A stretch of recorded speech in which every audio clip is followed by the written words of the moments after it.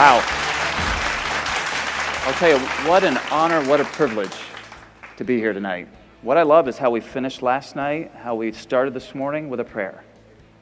I mean, there's nothing more important to me personally than my Christian faith. We as a country, we're a bunch of outcasts. We were a bunch of immigrants that all came together to form this great nation of ours, and it's one nation under God. As a veteran, as a patriot, this gets me fired up.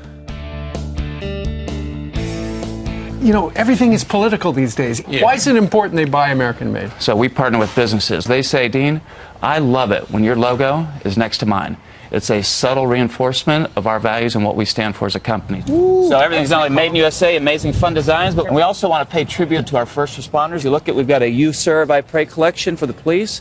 And we've also got one for our fire, so just as an way to honor our American heroes. And joining us now is founder and CEO, Dean Wegner. Dean, thanks for coming on. It's an honor to be here, bro. Thank you very much. Give us the origin story for the brand. We're a brand that believes in the American worker, which is why everything we do, no exceptions, is made in USA, and we're also a brand that honors our American heroes. 10% of our profits are donated to veteran and first responder charities. There were 340 of us. This date in December 1994, there were 72. So, a huge accomplishment. And I'll show you a close-up. Do I look happy? I like to joke that I wear authentically American or nothing at all. But and the number one piece of advice I give is find what you're passionate about. Find what you love. Pursue that passion, because then it doesn't feel like work. And then if you're pursuing what you love, you're likely not only to be good, but you're going to be great at it. And I got energized again. I was fired up. I'm like, wow, this could be real.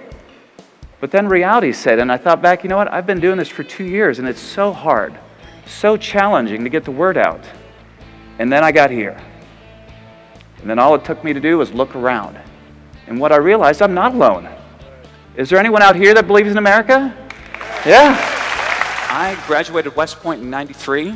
And served for 7 years. I can't tell you the fond memories I have of the men and women I served with, the men and women that really raised their right hand and said, you know what, I sign up to preserve, to protect, defend, the freedom that all of us hold so dear. So I feel like some of what you're saying right there is what President Trump is often telling America. Basically that he's fighting this war, this trade war with China, putting in the tariffs because he would like to see more products made in the USA. Do you agree with that kind of assessment? Would you like to see more made in the USA? And what about the cost savings? Because the reason why it's made in China is because the labor costs were so cheap. It is labor intensive, and I tell everybody we're apolitical.